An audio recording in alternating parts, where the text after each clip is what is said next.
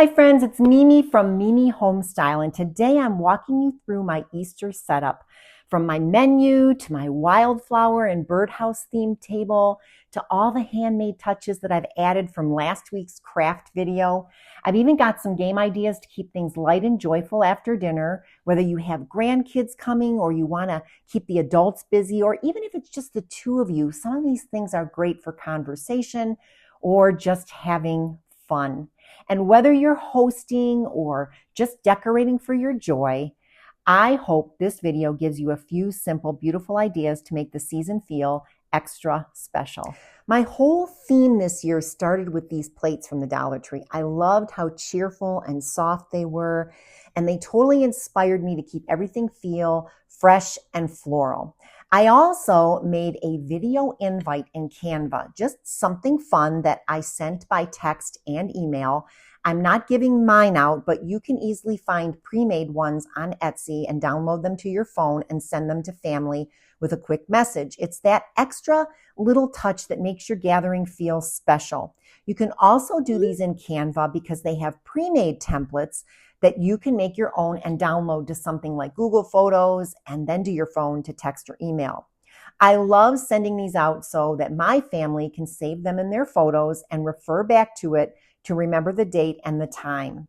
Texting and emailing invites has become more common now, and I love that I can add video to these so it grabs everyone's attention. All right, so before I start setting the table, I always lay everything out on the counter like this. It helps me see the whole vision come together, and it makes setting the table so much easier. Here's a little tip I always share. Even if you're not sure what you'll use, gather all your pieces first, your placemats, dishes, napkins, and decor. It saves so much time and really helps you enjoy the process instead of rushing around. Now let's get started. First up, I'm using these beautiful rattan placemats that I found on Amazon. I actually saw them in a Pinterest photo and love the idea of using them almost like a charger. They give the table such a nice, warm, natural base, perfect for spring or Easter. Then I layered my classic white Corelle dishes. I've had these for years and they are still going strong. They're lightweight, durable, and match with everything. And if you're simplifying your kitchen or just want a good basic set, these are such a smart choice. Next, I'm using tea towels from Dollar Tree as napkins. They're oversized and so cute, and I love finding creative ways to reuse simple things. I tucked them into these little DIY frames I made. They double as napkin rings and name cards for each guest. It's such a sweet touch and makes everyone feel like the table was set just for them. Then I added these darling wildflower dessert plates, also from the Dollar Tree. I couldn't resist them. And on top of that, I placed a little salad bowl and tucked in my DIY jelly bean bunny cards. And each one has a tiny surprise inside, just a little treat and something both the kids and the adults would get excited about. I also included menu cards right at the top of each setting. That way everyone can take a quick peek at what's being served at the buffet and decide what they'd like. It's a small detail, but it makes things feel thoughtful and organized. And next I added one of my printable utensil wraps for my Easter kits in my Etsy shop. This one features my little birdhouse design, which I think ties the whole look together in such a fun, playful way. And for the glasses, I used these pretty ones I got on Amazon. I use them all the time for mocktails, cocktails, iced tea, anything really, and they just elevate the table. Then I added some paper straws with little flag tags that say spring or Easter because, well, the details really do matter to me. And finally, I had to include my Easter cloches from my last video. I was so excited to see how they looked on the table, and they had just added such a whimsical, homemade touch, and it really brought everything together. So that's my full place setting. I'm honestly so happy with how it turned out, and with just a few tweaks like switching out the bunnies, this table would be perfect for a Mother's Day brunch or a tea party. The best part is that I saved so much money by DIYing some of these pieces and using what I already had. It really helped pull the whole vision together and proves you can create something beautiful on a budget. Now, let's finish setting up the rest of the table so you can see how the full Easter setup comes together. I'm so excited for you to see the final look.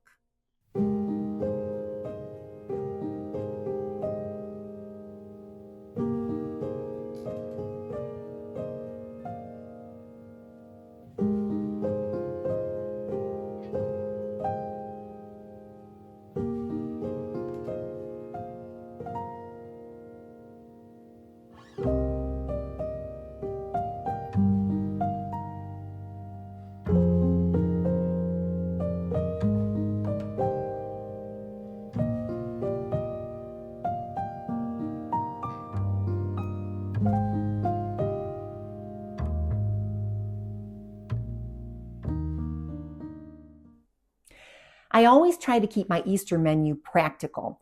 I love cooking, but I also love being able to enjoy the day and not spend it all in the kitchen.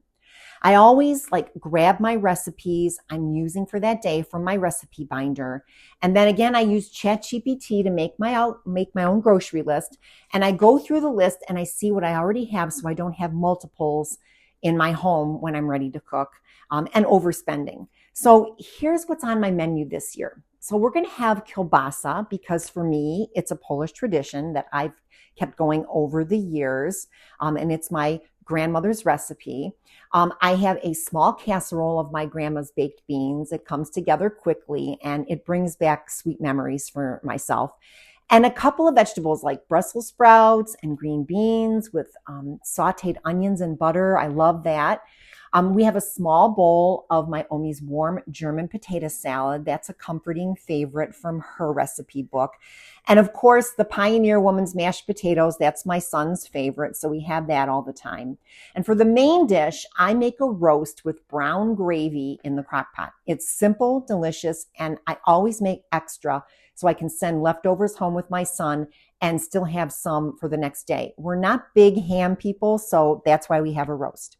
And I serve everything from my frozen dinner rolls from the grocery store. I just pop those in the oven before serving.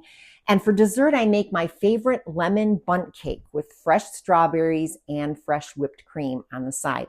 And I always tuck some of my son's favorite chocolate chip cookies into his Easter basket before he heads home. And one thing that helps me, I prepare a few dishes ahead of time, like the potato salad, the mashed potatoes, and the dessert. And that way I don't have to think about them on Easter morning. I use peeled and cut frozen potatoes for the mashed potatoes. My favorite are the Ore-Ida brand from the freezer section. They're already prepped, but you still have to add your butter, your milk, and your seasonings to those potatoes. And using my crock pot for the roast has been a game changer. It cooks low and slow while I enjoy setting the table and getting ready. And even though we're a family of two now with our son coming over from his own home, I still love putting together a traditional meal. And it's okay to simplify things and still enjoy the dishes you remember. Just make smaller portions like I do now. Simple and thoughtful can go hand in hand, even when it's just a small gathering. And I also have my coffee bar and drink station set up and a mocktail on hand if anyone feels like a little something refreshing. Here's a little tip I love, adding menu cards to each place setting. It's a thoughtful touch that lets guests know what's being served and helps them plan their plate. If you don't want to make one for every seat, just pop a framed version at the end of your buffet table. It works just as well. And don't forget food tents. I use those too, especially for dishes people might not recognize or if something's allergy-friendly or keto. You can even mark that right on the menu card to make your guests feel extra considered. When we had little ones around, I always made sure there were some fun games and crafts to keep them busy while dinner was finishing. I would buy Dollar Tree craft kits for the season, and I'd print up coloring pages for free from various websites. I'd have at least one game to play for the entire family to join in, and an Easter basket hunt that I made into a scavenger hunt. You can see a lot of the scavenger hunts in my Etsy shop. So here are some of the things that you can prep ahead and pull out whenever needed that are quick and simple if you have your grandkids coming over, for instance. A bunny says, just like Simon says, but you do it that way. An egg toss, you're going to use plastic eggs plus points, and the first to 10 points wins a bunny. A color match hunt where kids match found eggs to a color mat that is theirs. A Peeps stack challenge, 1 minute to stack without falling. A mystery bunny box where you touch and guess what's inside. That's always fun. An Easter basket relay, spoon, eggs, and change it up by hopping to the other side, for instance. A pin the tail on the bunny, and you can use stickers or pom-poms for the bunny tails. And guess how many eggs? Use a clear jar for display with some cards and pens nearby so guests can write their name and guess the amount that's in the jar. There's a roll-a bunny game. Etsy has tons of these to print from home, or just use your own dice and each number they have to add their drawing to a piece of paper. Just make sure you tell them what each number is for. For example, you roll a 1 and it's your bunny ears, you roll a 2 and it's your bunny's tail, etc. There's a spring memory match, another fun printable from my shop that is 8.5 by 11 size cards that you lay out on the floor or the grass to play. I love this one because it has a couple of unique ways to gain more points other than just turning over 2 cards and matching them up.